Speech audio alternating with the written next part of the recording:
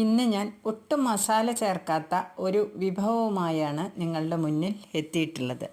അതിനായി ഒരു പടവലങ്ങ എടുത്ത് തൊലി ചുരണ്ടി അതിനെ കുറച്ച് വലിയ കഷ്ണങ്ങളായി അരിഞ്ഞെടുത്തു. പടവലങ്ങ ആർക്കും അത്ര പ്രിയമുള്ള ആഹാരമല്ല. എന്നാൽ പടവലങ്ങയുടെ ആരോഗ്യവശങ്ങളെക്കുറിച്ച് അറിഞ്ഞാൽ ചിലപ്പോൾ ആ അഭിപ്രായം മാറിക്കിട്ടിയേക്കാം.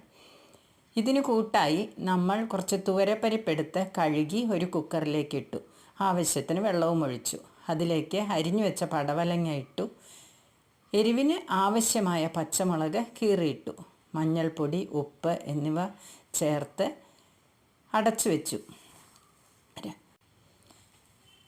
ഇന്ന് ഞാൻ ഒട്ടും മസാല ചേർക്കാത്ത ഒരു വിഭവവുമായാണ് നിങ്ങളുടെ മുന്നിൽ എത്തിയിട്ടുള്ളത്. അതിനായി ഒരു പടവലങ്ങ എടുത്ത് തൊലി ചുരണ്ടി അതിനെ കുറച്ച് വലിയ കഷ്ണങ്ങളായി അരിഞ്ഞെടുത്തു. പടവലങ്ങ ആർക്കും അത്ര പ്രിയമുള്ള ആഹാരമല്ല. എന്നാൽ പടവലങ്ങയുടെ ആരോഗ്യവശങ്ങളെക്കുറിച്ച് അറിഞ്ഞാൽ ചിലപ്പോൾ ആ അഭിപ്രായം മാറിക്കിട്ടിയേക്കാം. ഇതിന് കൂട്ടായി നമ്മൾ കുറച്ച് തുവരപ്പരിപ്പെടുത്ത് കഴുകി ഒരു കുക്കറിലേക്ക് ഇട്ടു. ആവശ്യത്തിന് വെള്ളവും ഒഴിച്ചു. അതിലേക്ക് അരിഞ്ഞു വെച്ച പടവലങ്ങ ഇട്ടു. എരിവിന് ആവശ്യമായ പച്ചമുളക് കീറിയിട്ടു.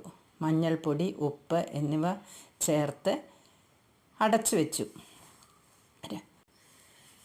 2-3 വിസിൽ വന്നതിന് ശേഷം ആവിയൊക്കെ പോയി കഴിഞ്ഞ് കുക്കർ തുറന്ന് നന്നായി ഇളക്കി ഉടച്ചു കൊടുക്കുക. അതിനുശേഷം ഉപ്പ് കുറവാണെങ്കിൽ കുറച്ച് ഉപ്പ് കൂടി ചേർത്ത് അതിലേക്ക് നാളികേരം, ജീരകം, മുളക്, ഓരോരുത്തരുടെയും എരിവിനനുസരിച്ച് ചേർക്കാം.